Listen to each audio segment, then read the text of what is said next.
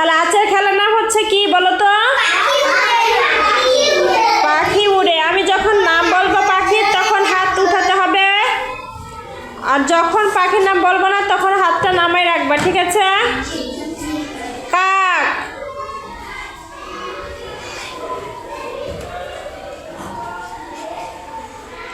বক,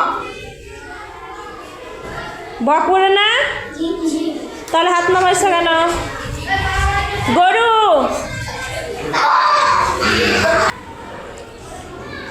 গরু,